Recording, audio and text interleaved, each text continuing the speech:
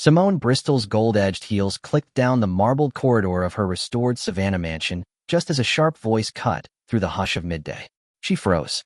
In the sun-splashed music room ahead, Andrew, her elegant, blue-eyed fiancé, towered over 12-year-old Malik, Simone's lanky, brown-skinned son. Andrew's forefinger jabbed at the boy's chest like a metronome gone rogue.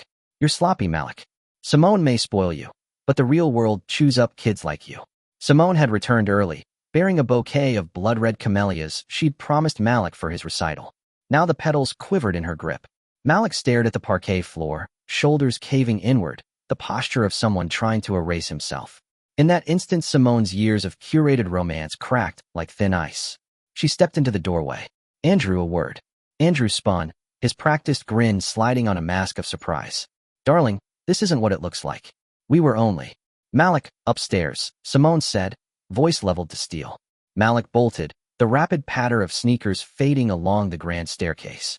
Andrew adjusted his cuff links, a nervous tell Simone suddenly recognized from every boardroom negotiation she'd ever won. He shattered a $40,000 Stradivarius bow. Andrew lied smoothly. "Discipline is." "The bow is in its velvet case," Simone interrupted. "I already checked." She set the camellias on the piano lid with aching gentleness, as though any abrupt move might detonate the moment. The silence thickened. That silence, she realized, had settled over her house for weeks, whenever Andrew and Malik were left alone. Nightmares, Malik's shrinking laughter, the way he flinched at Andrew's footsteps, puzzle pieces snapping together into an ugly picture. "How long?" Simone asked. Andrew shrugged, the Savannah sun glinting off his platinum watch. "If you'd quit babying him." "How long?" Each word landed like a gavel. His charming facade fissured. "Since we moved in. He needs a man's hand." A gull cried somewhere beyond the ironwork balcony, a mocking echo. Simone breathed slowly, years of corporate poise coiling around her fury. "A man's hand," she repeated. "So you belittle my son because he practices Chopin instead of football?" Andrew's eyes hardened, persuasion bled into disdain. "Look, Simone, it's not just Malik. Your staff whispers you've gone soft since the IPO, investors notice. A husband who shapes the boy into something presentable only protects your image." The calculus was breathtaking. Andrew saw Malik as branding collateral. Simone almost laughed, almost. Instead, she reached for the portfolio beside the piano. The leather folder had arrived that morning from a private Atlanta firm whose investigators never lost trail. She opened it with surgical calm.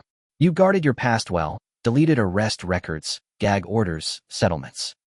Yet paper ghosts remain." Simone flipped pages, statements from two ex-girlfriends whose sons had developed identical night terrors, sealed transcripts from a Connecticut prep school where Andrew had been forced to resign, a grainy video of him cornering a smaller boy beside a locker. Andrew's complexion blanched. "You spied on me. I protected my child." Simone closed the folder. "And uncovered your pattern." He exhaled a laugh devoid of air. "Patterns? You, America's darling tech prodigy, think this will ruin me? I'm the best thing that's happened to your image." A white philanthropist fiancé completes the brochure. There it was, bare, venal. Simone's mind flashed back to board members hinting her company's optics would sparkle with a universally palatable partner. She'd brushed it off, proud of her interracial love story. Now the romance sagged under the weight of its own performative politeness. "You're right," she said quietly. "We do make a striking tableau. Black success story marries white generational wealth." She stepped closer. "But here's the twist Savannah society loves even more. The fearless mother who destroys the monster in her garden." Andrew's nostrils flared. "You won't tank your own wedding 2 weeks out. Think of the press. Think of your share price." "Oh, I have." Simone produced a thumb drive. "Live stream footage from hidden cams you never noticed. Hours of you telling my son he was lucky his father was dead, so he couldn't see the embarrassment he'd become. Investors despise volatility. They cherish integrity. Guess which narrative plays better on Bloomberg at dawn?" Andrew lunged, but Simone was faster, years of Muay Thai sharpened by single motherhood. She pivoted, gripping his wrist until he yelped. "Leave," she ordered. "You'll find your luggage waiting at the Jefferson Hotel." He tore free, spitting. "You'll regret this." She smiled with all the warmth of liquid nitrogen. "I already regretted letting you in." He stalked out, marble echoing his retreat. Only when the front door slammed did Simone feel her knees soften. She steadied against the piano, then climbed the stairs. Malik's room was dim, shutters half closed against Savannah glare. He sat on the carpet hugging a plush astronaut, knees drawn tight. When Simone entered, he flinched, a reflex she vowed to erase. "Mom, it's over," she whispered, kneeling. "No one will speak to you like that again." His eyes brimmed. Was it my fault? Simone's heart broke anew. Never. She drew him close, feeling his frail tremble, the echoes of every cruel word Andrew had seeded. Time to uproot them. Over the next week, Simone canceled the wedding, issued a concise press release, amicable parting of ways, and weathered gossip with stoic grace. Wall Street buzzed about her decisiveness, shares rallied 2%. But the real work lay inside the rambling mansion. Simone hired Dr. Clara Jo, a trauma specialist who transformed the library into a safe studio where Malik rebuilt confidence through art and music. Simone attended every session. Together they learned breathing exercises, constructed truth tokens, small carved pieces Malik could hold whenever he doubted his worth, and filled the halls with music again, duets of Chopin and jazz riffs that floated through jasmine-scented courtyards. One humid evening, while Malik napped, Simone paced the veranda wrestling guilt. She blamed herself for blind ambition that had let a predator enter their lives. She'd grown up in New Orleans' 7th Ward, clawed to the Forbes list, vowed never to miss red flags. Yet love had smuggled one in plain sight.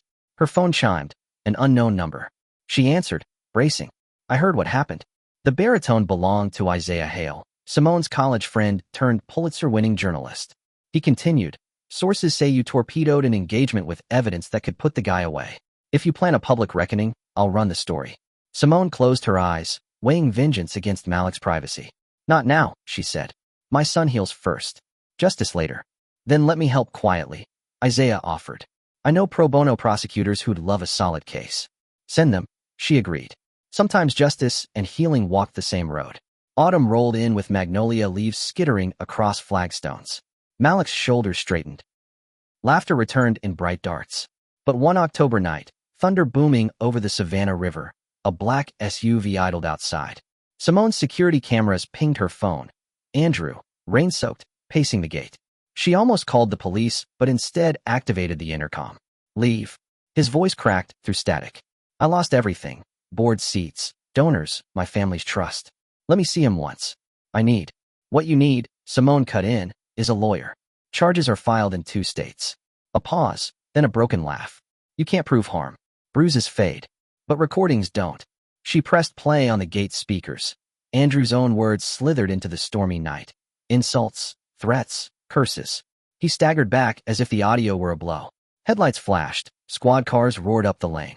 Andrew surrendered without a fight. Malik watched from an upstairs window, Dr. Jo beside him. "I thought bad guys only got caught in movies," he murmured. "Sometimes real life follows a better script," the therapist replied.